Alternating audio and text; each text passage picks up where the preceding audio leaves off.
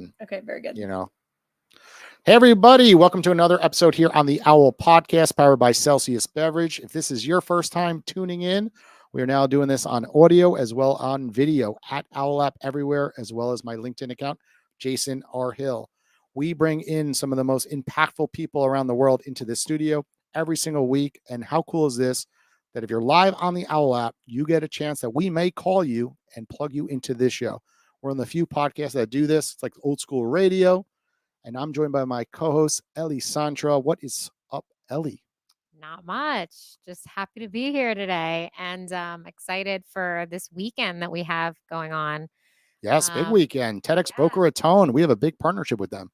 Yep. Yeah, we're about to go to the exclusive mansion party after That's a this. secret. That's a secret. Oh, it's a secret. Never mind. Okay.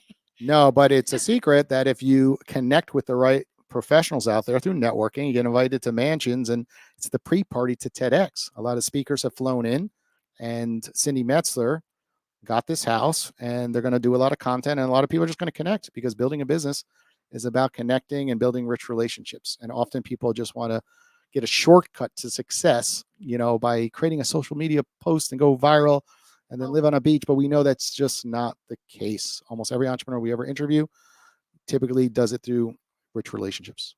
And that's how I met our guest today.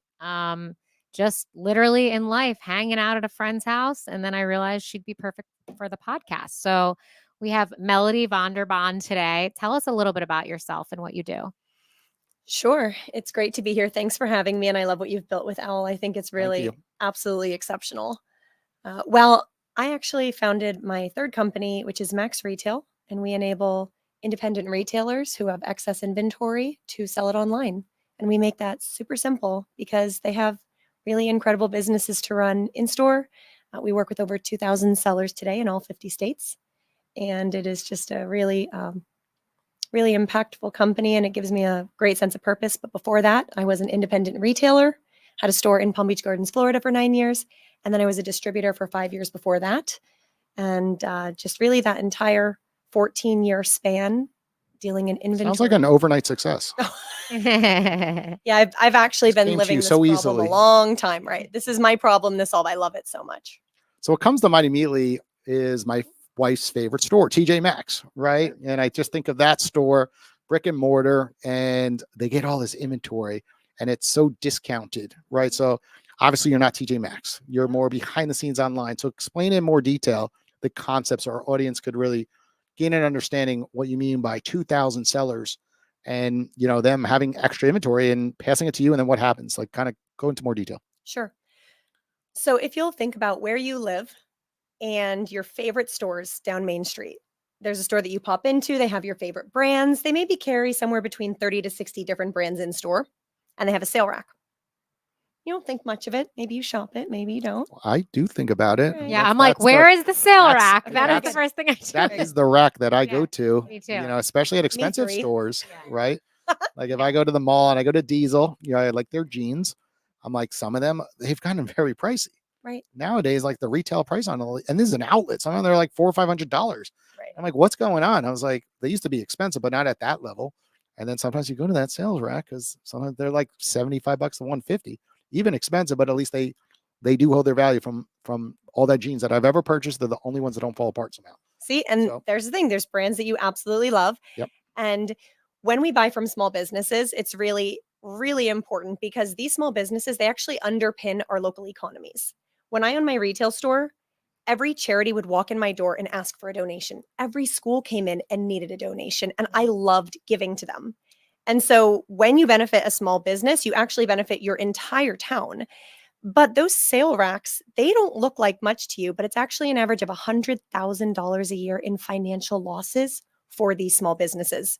It's $100,000 that is not making it back to their bank account to buy more inventory, to pay rent, to pay payroll, to write themselves a check.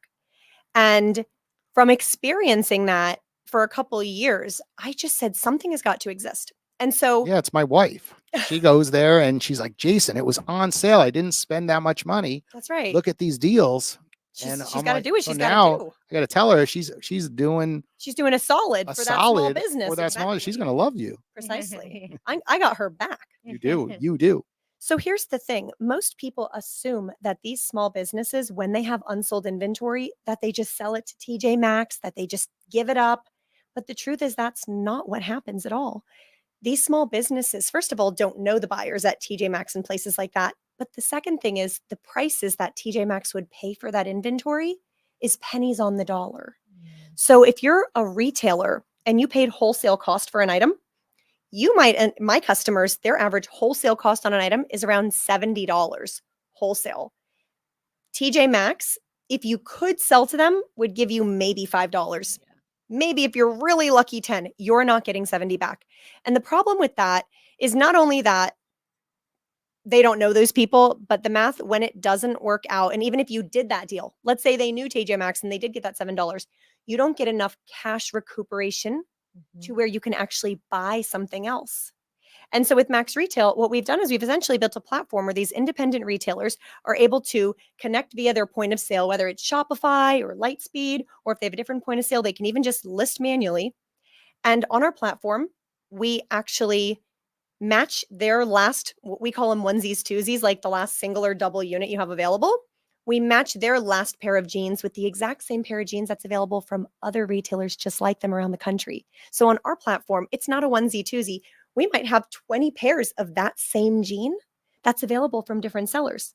And what we do then is that data normally comes to us lacking, right? It's just a pair of jeans. But we look up the rise, the inseam, the wash care, the country of origin. We do this through AI. We do it through web scraping. We have a number of different methods of how we enhance data.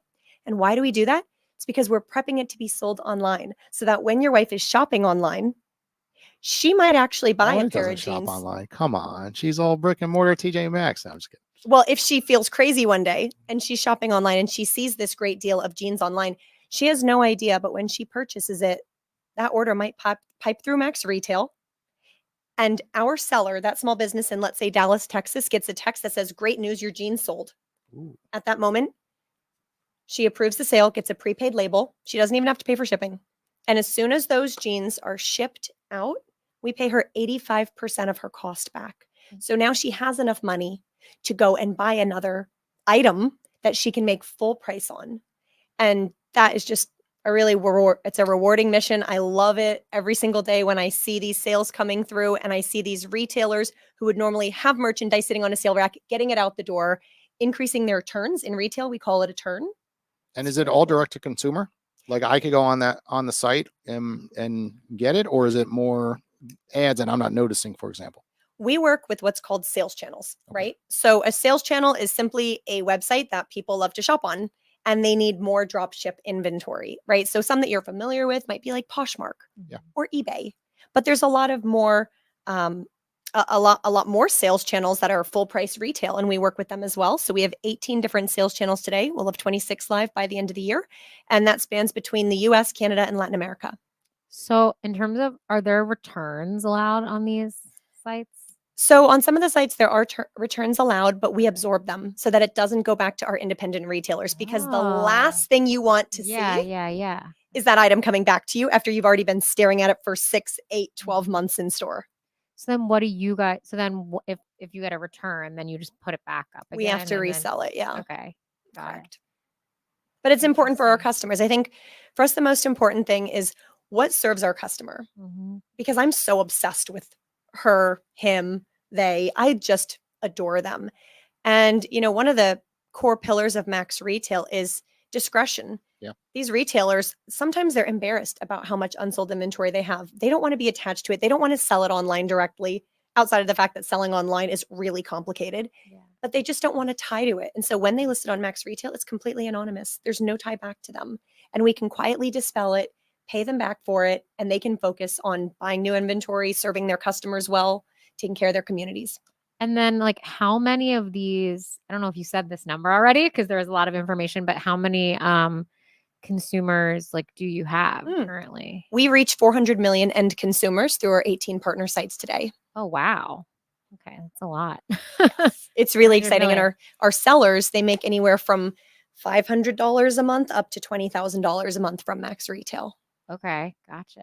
So I guess how many sellers do you have then? Or 2,000. yeah, okay. Yeah, across the US. And how do people I guess they find you through like how do the sellers find you? That's a great question. So today, 40% of our new customers are from other retailers spreading the good news. So customer generated referrals. And the rest come from a mix of things like this, right? Sometimes someone will hear me and say, hey, wait a minute, that's my industry. I have a store, I have a sale rack. Let me go to maxretail.com, right? And so that's pretty fascinating when that happens. Trade shows.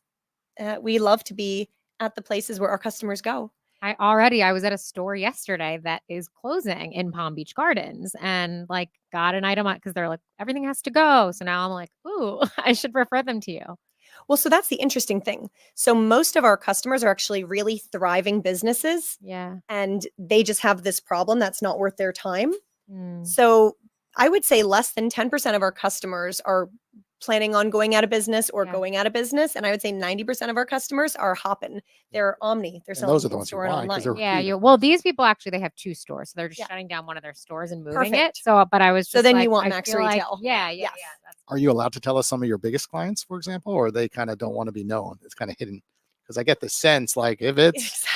Yeah, they Walmart, don't if wanna- it's yeah. Target, right? They kind of like, That's exactly well, right. we kind of want to keep this a secret. That's exactly right. So the hardest part about our job is because discretion is a core pillar, we don't get to brag very well. So what I can say is there's plenty of publicly traded companies that utilize Max Retail today. There's some of the top luxury boutique retailers across the country who've been partners with us for years. And, although sometimes it holds us back from growth that we can't toot our own horn, at the same time, they will tell another retailer. So that is where the customer generated referrals propel us forward, where leveraging the customers we have today externally isn't something that we promote. Is there a lot of competition in this space? So, generally speaking, liquidation is what people turn to most, not small businesses like the ones I serve, as I mentioned, because of unit economics. But there are other things like, for instance, I would say our biggest competitor would be somebody deciding that they're going to sell online themselves. So, if you have another employee in store that you can fully dedicate to it, you could probably successfully sell on, 4, maybe 5 marketplaces. That's where Max Retail is different because not only is it completely anonymous when you're selling on Max Retail, but you're getting as many marketplaces as we launch, your inventory is going to get access to if it qualifies, if your performance is good. It's very important. Retailers have to approve orders in 24 hours, ship in 48, have a 98% order approval rating. Like we do have guidelines. Yeah. What are the guidelines? Because there's a lot of people that act like they run a business, but they kind of don't, right? Because I could say, oh, I have all this inventory I bought, and then I have an eBay store, and then I have an Instagram account versus your brick and mortar where you could actually see the store, they're legitimate, right? They have an EIN number, right? So where is the line, I guess, drawn with those guidelines where they could be one of those 2,000 sellers, for example? I would say authenticity, Okay. right? So we have to be able to vet them. So if they have a physical storefront, if they carry brand name apparel and they're obviously selling it publicly on their Shopify site, that they are a vendor of that brand because they have a location in that. We do have some really interesting customers. I call them the hacker retailers. They don't have physical storefronts. They actually buy liquidation from jobbers and sell it on Max Retail because they were selling on marketplaces directly in the past. And then they're like, wait, that's too much work. I'll just use Max Retail and they'll do it all for me. So it's hysterical to me, but we do have to vet those sellers much more carefully. It is really interesting to see though, that that's a customer that we serve. And then we also have enterprise. We have large companies, but I would say the common denominator is they're multi-brand. They don't carry one brand in store. They carry 40 to 60 brands in store. The reason why that benefits them is maybe we can't sell everything they have. But if they have 5 to 10 brands that are selling really well, then we know that we can turn that into cash for them. And then really the goal is to continue to grow our distribution network so that we can sell through more of the inventory that we have today. It's very important to us. Time to sell, right? How long does it take for a seller to get a sale and how much time is it between their sales? Things that we track very closely.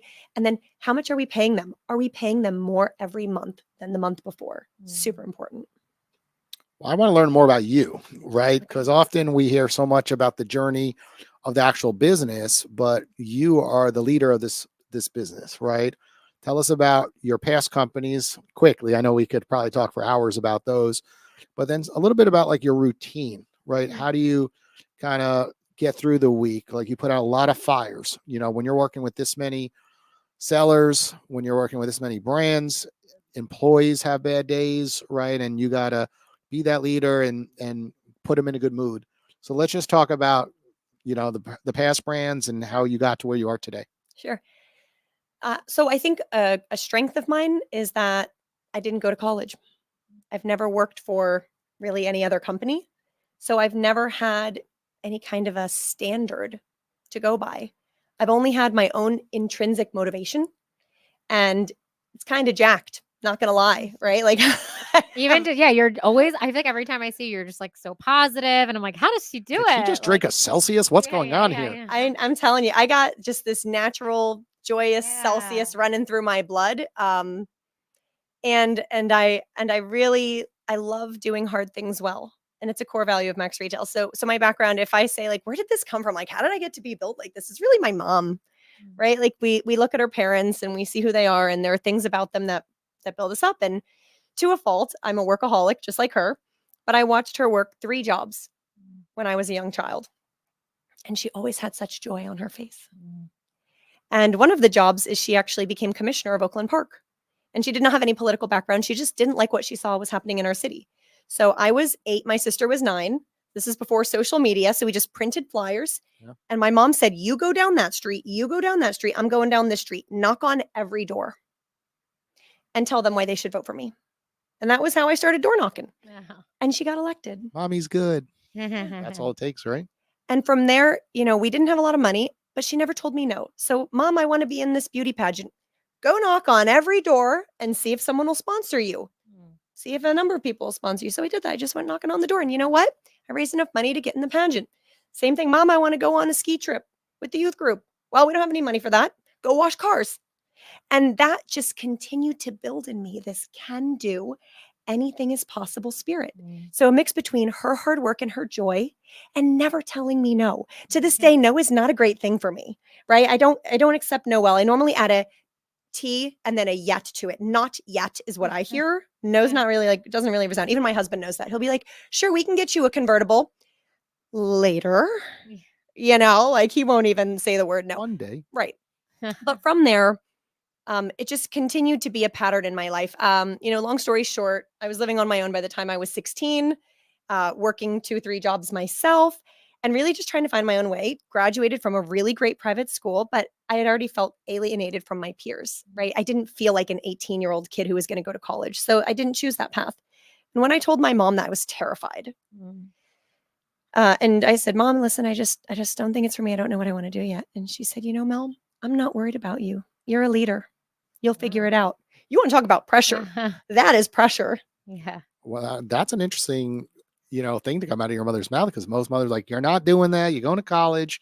You need a degree. Right. Even though you may not learn that much at college, it's important to have because, it's something to fall back on. If you need to get a job, you need to get an opening interview. Like they're not going to take you serious without that certificate, right? Right. And also the pressure on parents today. We were just talking about this last week with our past guests, is like the pressure that parents feel to fit in, to be like, you have to go to school, because I don't want to tell my friends that my daughter's not going to school. So I give your mom a lot of credit for saying, I don't give a shit. Yeah. I don't care what they think. My dad had that mentality. He owned a store in New York City, and he passed away last October. I've talked a lot about it, just like he was my ultimate mentor, and how important it was, because he kind of did what you're speaking about, like just saying, you want this, go get it. Right. And I would be in his store in New York City, just selling goods, and he embarrassed the shit out of me. And sometimes like I could tell, like, you got embarrassed at times. Like when Mom said, like, you want to be in the pageant, like go make some money, go figure it out. And you're like, some of that was embarrassing, but it built you to who you are today. And that's why I am the way I am today. Cause I'm like, nothing can embarrass me. Right. Nothing. And people are like, don't you get embarrassed by that, Jason? I'm like, no, I lived in the Hill household where, my dad called himself Captain Hook. And literally, like in New York City, like put it around the road and like nowadays you probably get sued, but you like pull it, people would jump. and he would just get laughter, having people laugh and just sell a lot of stuff he bought from, flea markets and garage sales. So it's Yeah. actually very similar to your industry. Totally He'd buy similar. stuff very inexpensive and Yes. resell it in his retail store. Retail. There was no eBay back then. Yeah. And I just learned the fundamentals of business through him, but most importantly, relationship building. Yes. What your mom taught you was, this is how you build a relationship. And, my whole thing was you go, you get. Like the more people you'd meet, the more things Yes. that would come out of those relationships. So I see that in what you're speaking about with your mother and just saying, screw what my Absolutely. friends think that she's not going to school, because that's hard. Yeah. And can I be honest with you? I don't even think that ever crossed my mom's mind. I don't think she ever thought about what other people thought, because I think you have to realize, and if I'm speaking to anyone, I don't care if you're an entrepreneur, if you're a stay-at-home mom, if you're an employee that's, really just content and never wants to build anything past contributing to where you're happy today, that's great. But your value should not come from what you do. You are valuable. Mhm. And if you truly understand your value, someone can say no to you and it doesn't hurt at all. Mhm. Right? And I think that's the most beautiful thing. And so, I had a therapist say that to me. I have done lots of years of therapy. If you're not working on yourself, you ain't doing the work, right? And she said to me, you are already more valuable than anything you will ever do or accomplish. And that released me. I think I was around 25 when I received that gift. Mhm. And it shifted what drove me. And I no longer failed to call upon people who turned me down one day because I didn't take it personally anymore. They weren't saying no to me. You don't know what's going on in someone's life. They could just be busy. They could be going through something personal. They could not have enough money. You just don't know. But if you can just love someone in spite of a no and build that relationship, it pays dividends. Mm-hmm. I will say the investors that I pitch. So, we've raised money at Max Retail. We have absolutely spectacular investors behind us. But I had to go out there and talk to hundreds of investors to get to that point. And some of those that told me no became some of my dearest friends today, because I didn't care that they had to tell me no on business. I knew that we could add value to each other's lives outside of a check. Mhm. That's that. I'm lost for words over here, Mhm. because it's an amazing story to really just weed out all the BS sometimes, the noise. And that's a superpower, of course. Your mom had it, you have it, because with social media today, it's so hard, I right? agree. When I'm looking at Owwll and I see someone delete their account, I'm like, no, why are they deleting? I know that individual. And sometimes it's hard to think like, well, on the other side, they're having a bad day. Right. Right. And they're not thinking about all the things I'm thinking about. Right. They're just thinking, I just gotta get this on my phone. It's I'm annoying. out of memory. It's annoying. Yeah. It's annoying. I don't It's a even, notification. but it might Right. even just be that I ran out of space on my phone. It could have been. There's so many things, and we all judge everyone so easily today because of social media. We Right. see certain things, and then we want to fit in, and it's hard to do what you're saying and practice it. Yeah. So, did you have a failure moment, I guess, where like you overcame? You talk about Oh, therapy, yeah. right? And often we see from entrepreneurs like they had that failure, which created that thick skin of theirs to get to where they are. Because you're making this sound really easy, but I'm Let's assuming talk about that failure. It is if so if you went to good. therapy, I'm like, there's got to be some dark spaces, in this journey. Yeah, 100%. Yeah. So it was really interesting because I had to disclose this. When you have investors backing you, there's a lot of disclosures that you have to give, right? And so my yeah. favorite one was, in this 90-page document of disclosures, it was like, has any founder of the company had a bankruptcy? And I'm like, Mhm. hey, like, Oops. that's me. I was 18. I was 20, correct? So, not going to college, I entered the real estate market. And I participated in the real estate market from 2005 to 2007. Mm. And if anyone knows those Yeah. years, the height and the fall, and we all fell hard. And so I had taken all the money that I had made and I had purchased houses, and then I lost them all. Oh, you were doing great though at that moment. It was Right. it That's was a depressing time because 2005, 7, and you're young, and you're like, look at me now. Didn't go to college. That's right. I'm driving a Range Rover. That's right. Easy My money. I Mercedes, my own little hot red properties. car. I'm Got doing properties. everything perfect, and That's then right. overnight, That's right. you're worth negative, right? Because all the housing, $1 million home became $500,000 home. And I had to drive my car to Mercedes and hand over the keys. Oh, Mm. I wonder how many of those that they saw. Probably a lot at that time. And I had to move out of my house and move into a room that my friend had available for me to rent. Yeah. And I had to figure out what came next. And I will never forget saying, wow, I was always so hardworking to prove something to someone and be rich and blah, blah, blah. And, and I just lost everything that I was so afraid to lose that I was gaining for the wrong reason. And it was the most freeing thing that could have ever happened to me to have a foreclosure before the age of 21, because then I understood that my priorities were wrong. My drive was misaligned. And that if you lose it all, as long as you got your health, who gives a care? Whatever. I don't know if we can curse on the podcast. We can curse. This is Okay, Owl. just This is the Owwll one. This is the Owl one. My other one, Yeah. less likely, but this one, do whatever you want. So, and that's when I went to start my next business, which was to be a distributor, which is a fancy word for a young girl who got a Sprinter van, loaded it with clothes from the designers that I represented, and I drove from South Florida to Boston, over to Chicago, down to San Antonio, and everywhere in between. By And yourself? by myself. Too bad we didn't I have. wrote that poem I shared with you. I kept thinking about that. The Roach Yes. Motel one. It's still That's in my right. phone, and I'm still like, Danny and I Microphone. were like, Yeah. Microphone. They well, can't they hear don't you. know what I'm talking. So I wrote a Inside joke. poem. No, I Inside wrote a joke, poem, through those times because they were so trying. I would stay in $35 a night hotels yeah. because I wasn't going to get paid for 6 months, and I was only going to get paid on orders that I took. And it was a really trying time. And I was broke, man. Like, my friends would sneak 20s in my purse just so I could buy food at Publix. Publix is the grocery here in Florida. And Wow. that's when I started my second company, and I did that for 5 years, and I built that up to a couple $1 million in business. And then I felt compelled to open a retail store because I wanted to get married. I wanted to have kids, and I knew being on the road 36 weeks a year wasn't going to work. So that's when I opened my retail store, and then really experienced the inventory pains there. And then that just drove me nuts. Retail's hard. Yeah. So I when loved it. How No, did you go from loved like it. the retail though to what you're doing now? I mean, you're like, okay, I want to build this website. Like, what do I do? Like, where do I start? Yeah, Like, 100%. What was that process like? So first off, I had seen this inventory problem in all those stores as I was a distributor. So for those 5 years on the road, I could never enter a store without them pointing out what didn't sell from the season before and saying, Mel, how can you help me?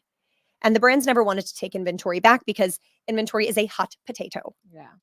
And so I began paying attention to what retailers are doing well with products in other areas. So if there was a size run of dresses that were sitting in Baltimore, but I knew they were blowing out in Birmingham, I would call the store in Birmingham and say, hey, you want some more of those dresses that you're doing well with? Yeah. They're not coming from the brand. They're coming from a retailer, but how about I get them your way? So I was facilitating these merchandise exchanges manually, and it was not scalable. Oh But my husband saw it, and he said to me, Mel, this is not a you problem. This is an industry problem. This is a lack of a network that needs to exist, and you should build it. Oh. So that's when he planted the seed. But there were a lot of things that hadn't happened yet in our industry, so the timing wasn't right. But then when I became a retailer and suddenly I had this problem and no one was helping me, that's when this became really powerful. And I watched this problem, in 2012, 13, 14, 15, 16, and finally I cried uncle. And I was like, I have just got to try to solve this. No one has come to our rescue. So Steve Blank has a course on Udemy called The Lean Startup. That's where I started. Oh. But you have to remember, I'd had a lifetime of proof points that I could do anything I put my mind to. Yeah. And so the fact that I didn't know how to do it didn't scare me at all, because I didn't know how to do anything else I'd done either. And it seemed to work out just fine. And when you say you didn't know how to do it, a lot of it is tech driven, right? It's like me in the financial service business building Owwll. I don't know how to build an app. That's right. Right. And I learned it all from talking to people and Precisely. and just gaining knowledge and running with it and executing and having intuition. So is that the same? Absolutely. You're saying like you didn't have the knowledge, you knew there was a problem, but like you didn't know much about AI. Well, there wasn't as much AI then when you were building this, but in general, like websites, portals, checking out, like that didn't exist on the retail side that you're speaking of, right? Correct. Yeah. And so first I began with Steve Blank's Udemy course. And then I said, gee, I got to get some mentors. And so I started researching on the internet who could be a mentor for me. And I came across a gentleman, Kieran McCammon. He was one of the co-founders of Poshmark. He was the CTO of Moda Operandi at the time. And his blog, the way he wrote, I was like, wow, I just love this guy.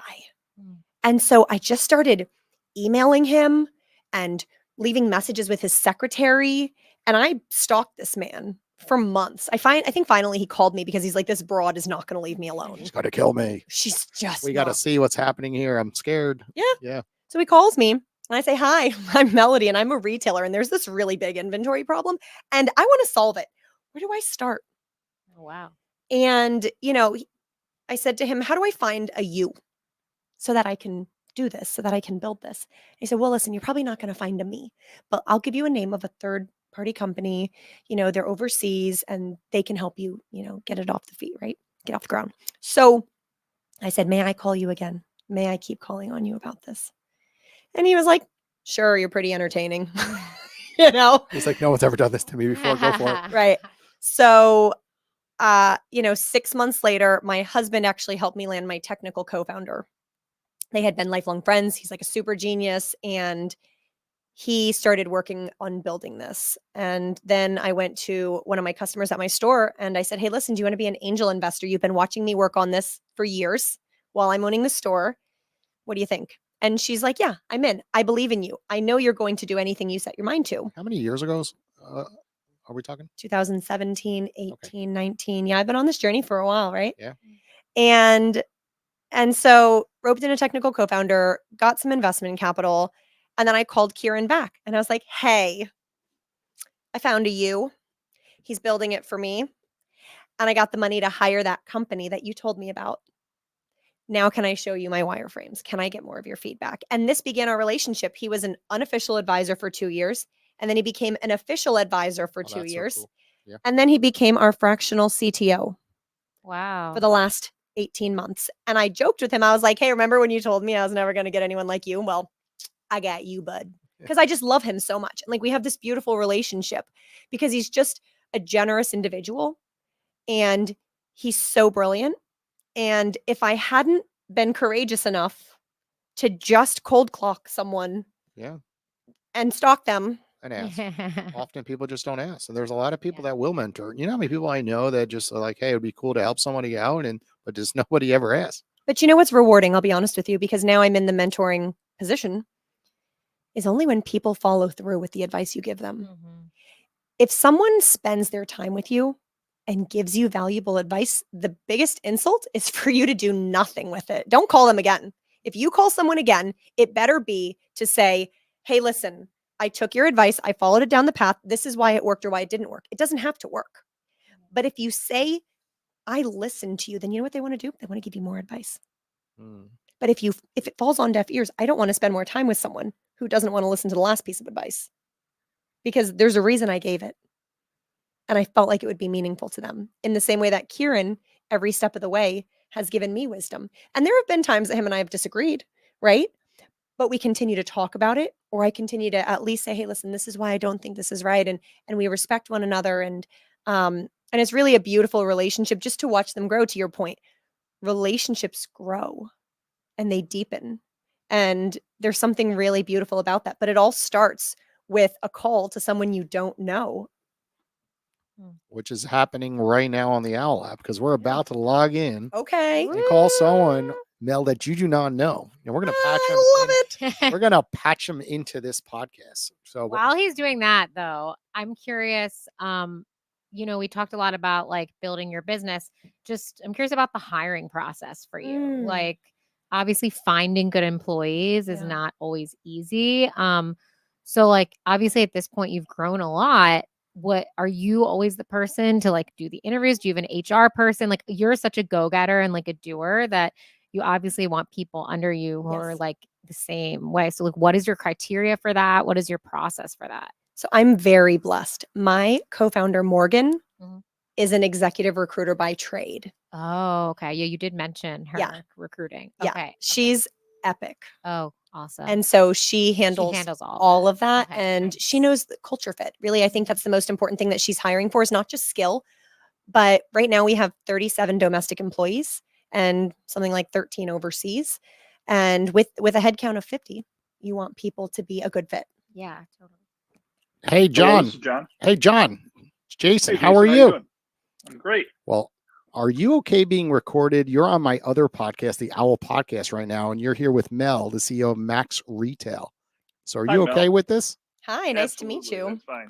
I Nice to meet I you saw too. you live. He was on the Shrimp Tank last week. I He's the actually- president of K-12. I called you yesterday. Oh, look at I this. called him on OWL yesterday or the day before and learned all about his business. And we talked about, it's Ellie, by the way. We talked about him making me t-shirts for when I'm ready to get merch for my music stuff. So Sure. Yeah, we just spoke yesterday. yeah, that was yesterday. I'm like, what day was that? Yeah. Good to chat with you again. So You too. John, I just saw you live and I'm like, what you guys are doing with technology. They invested over $3 million. Like, think about like Vistaprint for a second. Yeah. Like they do, orders for t-shirts, mugs, but invested so much behind the scenes on this new technology that everyday people like myself who run businesses just need 100 mugs tomorrow, 100 t-shirts. Cause like Ooh. most men, we do things last minute, right? Yeah. Mother's Day's around the corner. I'll probably get to the store, the day before to buy a gift. Unfortunately, that's how us men think. So his business, literally, they invested so much and they're doing such an amazing job. And John, so Mel's business is kind of doing the same thing in a different vertical, right? They're Okay. helping all these brick and mortar retail stores that have that sale rack, right? Think about all the inventory, right? Sure. All these businesses lose so much money because they don't know how to handle it. And she created this whole, online system that matches people together behind the scenes to get these goods sold direct to consumers, different verticals, of course. So want to just connect Right. you two. You guys haven't met right when we were talking on the podcast. The most important thing in business and entrepreneurship is just sometimes calling someone you don't know and asking for help. So Mel, meet John, and one of you guys ask each other a question. How about that? I got my question ready, John. Go for it. All right, go. So first off, congrats on what you've built. That's super amazing and a huge investment, and I'm excited for everything that you're going to do with it. Thank you. On the inventory aspect of it, are you purchasing and housing this inventory so that it's in stock to print on? Yes, we purchase and house a lot of it. So most of the stuff is like Jason said, 24-hour ship. Other stuff that we don't keep in stock. There's warehouses very close to here, and I can have the stuff same day. So yeah, that's what we focus on. Is I love that for you. that fast turnaround. And if you order, we want it to ship out tomorrow and get it in your hands as quickly as possible. And you don't have to sit on the inventory. There's no minimums. That's so amazing. So you can do a small order, you can do a large order. Absolutely. Our Wow. equipment's very, very efficient. We can run 1,000 shirts or, of all the same artwork, or 1,000 different shirts. And it takes the same amount of time. Since it's digital, there's no setups in between. It's a file, we print it and get it out the door. I love that. And what inventory are you keeping stock in? I love, first of all, I'm always going to cheer for the business that doesn't have the inventory asset. So the fact that you're telling me that you can get inventory from sources within a day to Mhm. do your job and not take on Yep. that risk makes me super stoked. What kind of merchandise that are you comfortable with that you have on hand? It must just be inventory that's really highly requested, I imagine. It is the biggest sellers, as far as t-shirts. Obviously you have the Hanes and the Gildens as just, the giveaway shirts, things like that. But then we also stock the Bella Canvas and the Next Level and some of the more premium brands, where you get into the tri-blends and the shirts that fit a little tighter. And Right. if people are more, a little more picky about the fit of the garment. Awesome. Well, for someone like you, any of that more premium product, if it's just not being purchased or selected and you're saying, hey, I've had this sitting here a while, that would be a use case for Max Retail, where you would just list the data on Max Retail. We would be able to push it to our 18 different partner sites. And when orders come through, we just send you a shipping label to send it out and you get paid your wholesale cost back on it.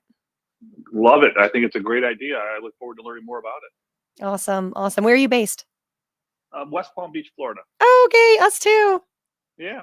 See Yeah, that? actually Riviera See what Beach, just yeah, happened? just outside West Palm. Okay. So you and I are very close. We're off of 45th Street. So yeah. Okay, yeah, I'll have we're to- we're off of 95 between Blue Heron and North Lake. Okay. I'll have to come and see samples. We have lots of company retreats and we like to do trade shows and give our retailers swag. So I can have my business partner and I come by sometime and see what you got.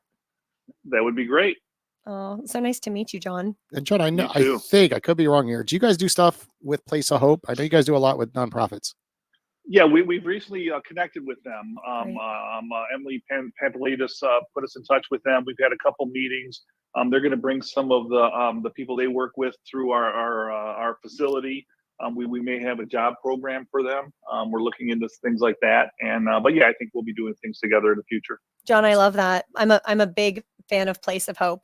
For the Great podcast. organization. Yeah, for the Yeah, great podcast to know, organization. and any of the listeners, Place of Hope actually places foster care children that are in our county in family style living. So, for instance, if two siblings are taken out of the home in the middle of the night, instead of them going to two separate foster homes, which used to happen a lot, Place of Hope actually has entire communities built where they have staff parents, if you will, to keep siblings together.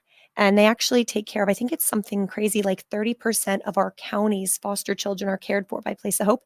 They also have a center for women who are expecting but don't have support group. They also have support for children who have aged out. So normally if you're in the foster care system, you turn 18 years old, you're out, you're on your own, not with Place of Hope, Villages of Hope. So I imagine it would be Villages of Hope that would, maybe have the opportunity to have that program with you. But it's really a spectacular organization, and the vision there is huge, and the impact is as well. Yeah, I felt the same way when we sat down and met with them. Just what they're doing in the county, and I think the Tri-County area, even south in Broward, I think they have and North and Stewart, I think they have campuses. Just what they're doing is amazing, and yeah, we'd like to support it in any way we can. Oh, I'm so glad to hear it. I love that we have that in common. And that's another thing. I would never know that, right? If I wasn't sitting here with you and they had me fill out this little form and they're like, "Hey, what charity do you like?" And I'm like, "Well, I love Place of Hope."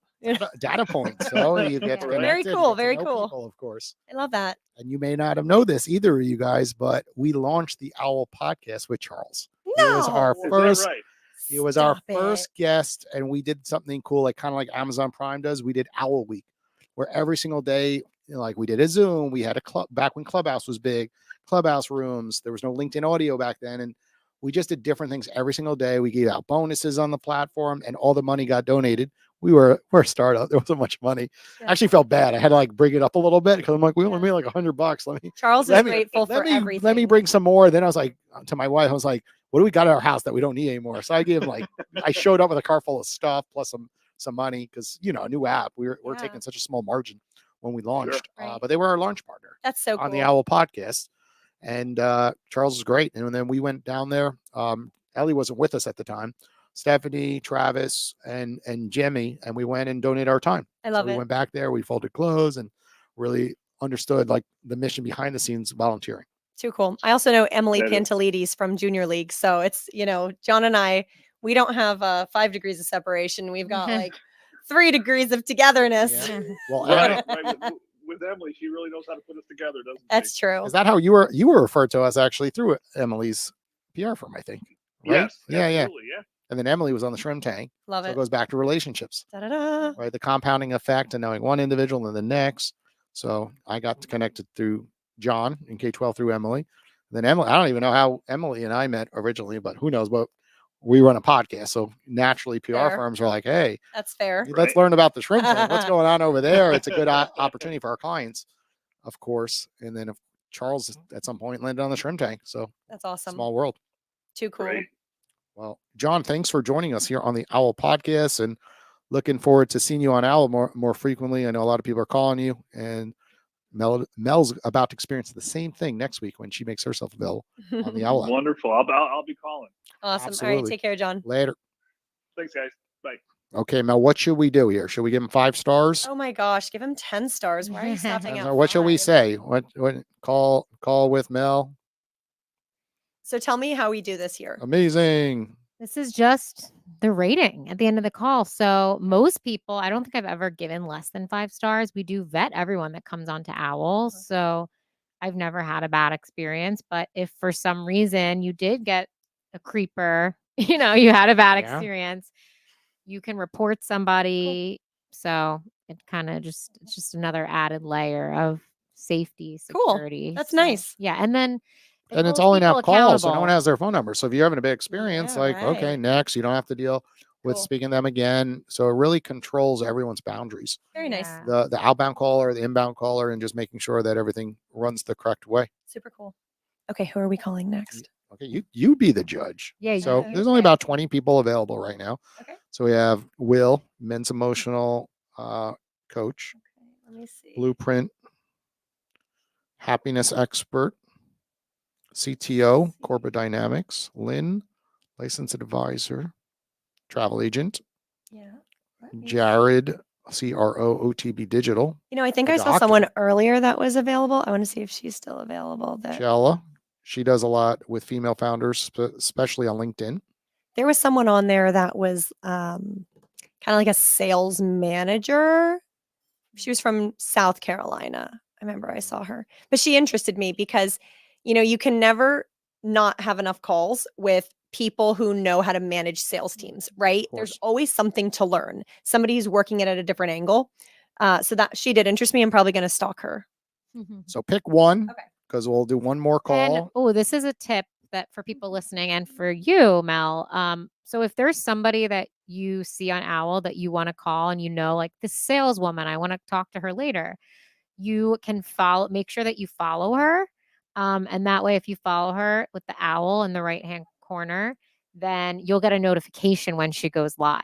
So Cool. yeah. So just follow You'll her. yeah, just follow her. Very cool. Yep. Okay. Jared is getting a call. Colin Jared. Let's hope Jared picks up. Woo! Of course, like any technology, we have a missed call rate because a lot of people will make themselves available, jump Yes. into Zoom, go to They the put bathroom. their office Right. hours on. They don't. Oh, even we know. got one. We got one. Okay. Hello, Jared. Hey, What's can you hear me? what's going on? You're live on the OWLL Podcast. Are you okay being recorded? I do not mind. How's it going? We are streaming live everywhere, and you're here with Mel. She's CEO of Max Retail. Say hello. Hey, Mel. Hi, Jared. Nice to meet you. I was scrolling down the list of people who were live, and I saw that you are a marketing guy, and that caught my eye. So it's nice to be connected. Absolutely. So Likewise. I'm new. I'm fairly new in the app, but I'm loving the experience so far. I met some great people, and I definitely wasn't expecting to go live, but I love it. I love Let's do it. Cool. So I have a company called Max Retail where we enable independent retailers to sell their excess inventory online. And we make it super easy, and we help them make anywhere from an extra $500 to $20,000 a month by clearing out their excess inventory. And the marketing question I have for you is most of my customers are super busy, right? They're so busy in store. They're actually not even thinking about that sale rack. So this $100,000 loss a year is an afterthought for them. How would you, as a marketing guy, go about approaching, getting in front of them and making them realize this problem that they have? Oh, that's a great question. Well, that's a I loaded think question. they already have a great problem. The question I would want to ask to really give you a fine answer was, how are they getting business right now? What are they utilizing to drive traffic into their store or actually do business? Because they got more business than they can handle. They're not going to see the lost potential of revenue, right? So how are they keeping customers and how they're retaining customers is a good question to know how to market to the other ones. Right. So what are the busy people doing, and what is generating that for them, and who are the not busy people? How to sort them out? Is that kind of Exactly. So if you're busy and you're getting, because if you're a business owner, you're profitable and you're getting the biggest thing, right, to keep on getting more customers and more net revenue is creating a great experience. Now, if you're too busy to create a great experience, then that's something that you need to be doing, or branding, or you can even brand yourself as an exclusive product or exclusive whatever it is, right? Build a small community and give access slow at a time so you can have people, kind of want it and create a mysterious vibe around your product or service. Yeah, that's always for us like a double-edged sword, right? It's like we do carefully gate the marketplace, right? You have to be Yeah. vetted to Yeah. be a seller Yeah. on Max Retail. And it's always tricky to say, okay, what is enough friction and what is too much friction for a customer to come to us, right? Once they've seen our site and they understand what we do. So, ultimately, there's over 2 million of these customers between North America and Europe alone, of these independent retailers with this excess inventory. However, getting mass reach of them, we can't have people on the phone signing on every single retailer. There has to be a way to vet them and get them in, but still gate it. I appreciate your comment and your questions. I also love it when somebody answers the question with a question that makes you think, right? That's always good, because I love that. I love that. It makes you think, right? About like, okay, well, is there a different question I should be asking? Yeah. No, but Super cool. I do want to ask you something else though. Yeah. Right? So if you want to create something where you can gate it, have you ever tried interactive content? No, what's that? So interactive content is essentially you go to a landing page and it's actually asks the user a series of questions. It could be 5, 10, 15, and make it an interactive experience. It could be gamified, it could be whatever, but that could be the way for you to vet the new sellers and not actually have sellers on the phone. Because if people are coming to your website and actively vetting to be a merchant or work with you or partner with you, why are they leaving off, right? So Right. just make it less friction, have it gamified, and then you still collect their information and you know what they want from you when they come to you. Right. So Yeah, it's a great that's way to collect information. I like it. Yeah, right now we have like an inbound form, and Yeah. oftentimes our customers are coming and they're filling out that form at night because it's after they've put their kids to bed. It's when they have time. Yeah. And that's not when we have an SDR available to call them back. Right? Facts. Yeah. Great. So Yeah. I like this. Yeah. Good tip. And then what happens No in the problem. sales pipeline? Where's the fall off? So then we call them Great back. question. The team calls them back the next day, but then they're back to being busy in store again. Hmm. And so we see a lot of drop off just because people get busy again by the time the next day comes, when they make time for maybe doing research on things that can support their business at night when they finally have free time. They don't have customers walking in, they don't have vendors calling them. So just seeing that's really driving our business to this thing called product-led growth, because it is just reducing the friction while gating the community, that delicate dance. But I'm going to play with this word interactive that you've given me. Yeah. I would definitely think that you would see a better a better conversion rate. And plus it makes it a more memorable customer experience rather than just having a landing page with some serious generic questions. Cool. Very cool. I always love that app that has like the winning bonus, even though I know it's a lie. Like they're like, you won 100% bonus. I'm like, it's like Temu does it, right? It's like, but it's so cool. That thing spins. It's roulette, right? And Right. look at gambling, like the lights, the colors. Like, what am I gonna win? It's so staged. I would love to They understand get me that every algorithm. time. They get me every time. Right. And I didn't even. I would love to know the adverts. I need that for OWLL actually. Like you enter the app. Like, will you get a bonus? Right. It's How many Yeah. minutes will you you get got free today? you got $10 bonus. Who would have thought that one? Yeah. Right. What was that, Yeah, Jared? but from a marketing perspective, what is the adverse effect of that, right? You got the wheel with the $100 free off, 15% off, and usually you get the worst selection of them all, right? So Right. what happens to your customer experience when you get the 2% off and not the 15? How does that customer feel? Right. From when you spin the wheel. Exactly. So to give you context, like I'm a marketer, but I'm a seller, right? So how my claim to fame, how I built my business, I went on LinkedIn and built a personal brand. So I wanted to basically vet people like you were doing and have the sales come to me and create an inbound engine. So I just built a personal brand and had people come to me and we're just talking about my everyday life, right? So it created less friction. My sales conversion went up, and and that's what we basically did. And we created a whole podcast around it, a whole sales funnel, and we created our own business. I wasn't able to stay in corporate for that. Has So either I of would you definitely read? encourage anybody to do that. Build your brand on LinkedIn specifically. There you go. Have either of you read the book, The 80-20 in Sales and Marketing?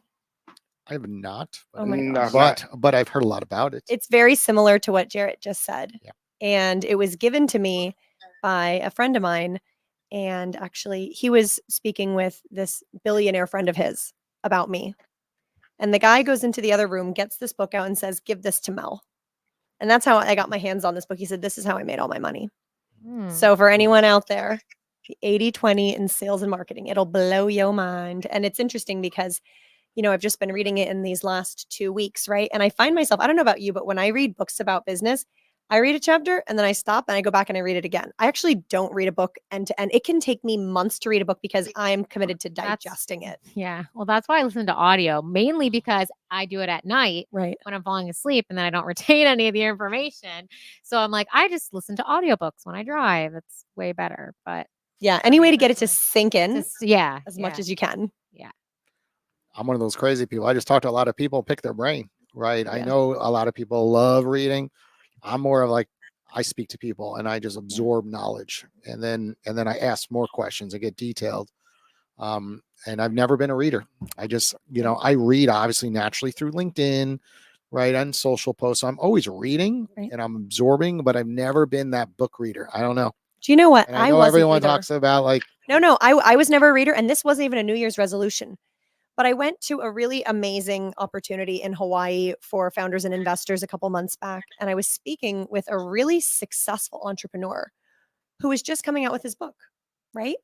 And what I Mhm. realized is so often we crave for 10 minutes with someone, which is nice and easier to give. But other times you need like an hour or 2 hours or a reoccurring meeting, which can cost from like a super seasoned person hundreds Yeah. to thousands of dollars to Oh, get that yeah. time. Oh, sure. When someone writes a book with everything that they Mhm. know the most about, it is a gift. And what I realized is that gift only normally costs anywhere from 14 to 39 bucks. Yeah. And I was like, well, you know what? That allows me to unpack all of their knowledge and all of their blood, sweat, and tears that they poured into that book and digest it into my brain at my speed for pennies on the dollar Yeah. compared to that. And would I even get the FaceTime with some of these people? But if I read their book, there's actually more likelihood that I'll get the FaceTime with them. Because, oh, hey, I remembered your book. your thing about Yeah. blah, blah, blah, blah, blah. And then they're like, oh, she actually Correct. cares. Yeah. I see that a lot. I listen to certain people's podcasts, and it makes it easy when you call them Yeah. to say, hey, I heard your podcast a couple weeks ago. I've been thinking about how that applies to my business, and they're going to be more likely to give Yeah. you their Oh, time. yeah. So there's a tip, right? Like Yeah. read a book if you want to get someone's FaceTime because you're going to flatter them that you actually did the work. And most time, if you reach out to somebody who's a big muckety muck, they're going to tell you, go read my book. I actually put that down. That exact question you asked me, I put in a book. Yeah. So I've only recently Yeah. gotten on this bandwagon. That's awesome. That's cool. Yeah. I love it. Well, Jared, thanks for joining us here on the OWWL Podcast. Go check our YouTube account at OWWL account. You can check out, you're up on the big TV. We had your profile up and screen recorded and posted. I know you enjoy posting stuff. And Thanks for clipping hanging stuff. out, Jarrett. Thanks for having me, guys. Bye. Bye. It's time. Okay, it's bedtime. What does that mean? Bedtime. Oh, You we don't know, tell it's you the everything. Secret, the secret We part of told you this. You'd say no. Okay. I will not be doing it, but you're not good at saying no. So I don't receive it and I don't give it. go ahead while I leave this review. Yes. I will let okay. Ellie share with you So the bet. every week we basically pick a challenge for our guest. So, we call it bet, but wager, whatever you want to call it, essentially. So we'll ask you to do something. If you do it, you get something from us. If you don't do it, we get something from you. So fun. Typically, I would say you said Mondays are hard for you. So I'm going to let you do this in your own time.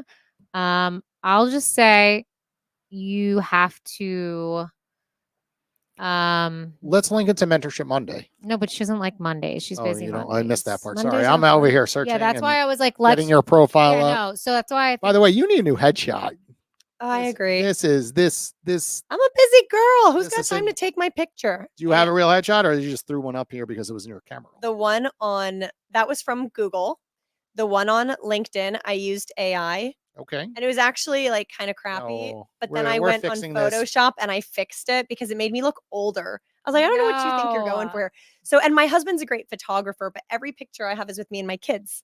Okay. Right? Daniel Wakefield was on the shrimp tank today. Daniel, she's going to go live. That could be the bet. You are calling Mel, and you are spending the money on a good headshot because this is not you, and your brand, right? You have to talking about marketing earlier. It's like that is the most important thing. That photo is the first thing that someone sees when they click your LinkedIn, your Instagram, and you only get that little circle. So we need you to connect with Daniel Wakefield. Okay. Okay. Next. Next, the So bet. let's bet. the Did you bet. pick Okay, your I bet? think that I think we should just have you go live, and I would say 5 calls. I would say you have to make or receive 5 calls. So you'll go live. If you don't receive them in that time, you reach out to other people and you make the calls within the week. Okay, I'm going to do the That's- lunchtime tip that I told you. When I'm walking to lunch and Deal. walking back, Deal. I'll turn it on. Yep. Okay. And That if could no be one calls one- me on the walk there, I'll call someone on the One walk day, back. 2 days, 4 days. How many days? Well, I said 5 calls. I don't need lunch 5 days a week, team. So it could be they're 10-minute Go to calls. lunch 5 days a week. They're 10-minute. No, I wish I did. Okay. Mondays don't give me even lunch. Okay. So that if you wanted to do 1 call a day, you have 7 days to do it. I can And do 10 it. I can minutes. do Also, it. only 10 minutes. It's 10 minutes. I can say from by 10 minutes a day. I would say by There- 10 minutes. Yeah. There are people on all out. It's not just during the day. Like if you have more time at night, there's people on then. Yeah, all hours. commuting. She drives. No, Yeah. yeah, exactly. On Yeah. the drive. She So could- that's what on we the walk, want. That's what drives we and walks. want. So if you do that, you get something from us. So what would you like? So we could offer you, for example, our studio for a day, if you wanted to do your own podcast, we could offer you. Well, Jason knows a lot of people. So if there's, I don't know if you have an introduction in your mind. He might be up on the television with it. He might be a very well-known headshot photographer. Oh, you're so funny. But again, Okay, so that's- if I can't discount his rates. I was Yeah, gonna yeah, say, it's not like he can offer a free headshot. no. Um, But you know what? Let me You could also think think on about it. what you might want. Kind of want to see what your swag is around here, you know? We got T-shirts that say you could pick, my brain after you select your payment method. I So do we like we could do a big order to K-12. I don't know. I'm looking at that mug over there. It's a pretty chic little black mug. I'm kind of a sucker for things that I can drink beverages out of. Can I get a mug? You get a mug. You get a whole swag package from Owwll. Yeah, Very whole good. swag. If you win, you get a whole swag package from Owwll. I like swag. Is that fair? That's Very the deal. fun. Okay, we'll juice it up. Wait. What? What do we get? Oh, what do we What do we get? get if I she do loses? this. I do this every week. I just take the He's bet. so excited. He's I like, they're know, just that's gonna do good. it, and I'm No. just gonna give him. I what they feel want. like she's gonna do it because you already proved yourself by downloading Owwll ahead of this. You have to but- make us an introduction. Yeah, to an introduction to an investor. You know a lot of investors on the West. West Coast that I do not know. I know a lot of people on the East Coast That's right. and down here in South Florida, but I don't know as much on the West Coast, and I'm too busy to always find investors. I I would do that for you anyways. Just want one quality introduction that would fit the model you think for the Owwll brand. Just one. I want you to put your heart into it. I would do that for you anyways. Okay, there it is. So That's that's called the right thing to do. and I was going to give you the swag after you left the episode anyway, so it's the same thing. It's the same thing. So, one of my favorite sayings that we have a neon sign. I love that you have a neon sign in here. At our office, we have a neon sign that says, "We lift while we climb." Hmm. And, it's so important because it is easy when you are doing well to just get consumed. Yeah. Absolutely. But you have to find time to give, even if it is just a drive, Mhm. even if it is just a walk, because that is really just that is where the virtuous cycle kicks in. It's good right? karma, guys. It's good karma. I mean, there are so many people who have been so generous with me. It overwhelms me to think of that, right? Yeah. And so if I can help other people cut a couple years of pain Yeah. and hundreds of thousands to millions of dollars off of their Yeah. respective timelines, I would love to. I think it's so empowering. And right, that is mentorship. Mentorship is when you can take something you've learned and allow someone to move faster than you. Mhm. To me, if the people who I mentor become more successful than me, that is a win. Mhm. I'm wowed today. This was a lot. No, There right? was a She's lot a of info. genius. This was a Woo! lot. Today's episode packed in 1 hour. Well, Mel, thank you for joining us here on the OWLL Podcast. Everyone listening, of course, check her out on social media, Max Retail, but just call her on Owwll. She said it today. You got to the end of this show. She's taking calls all next week while walking and driving. Pick her brain about anything we talked about during today's episode. Take care, everybody. We'll be back next Wednesday around 5 p.m.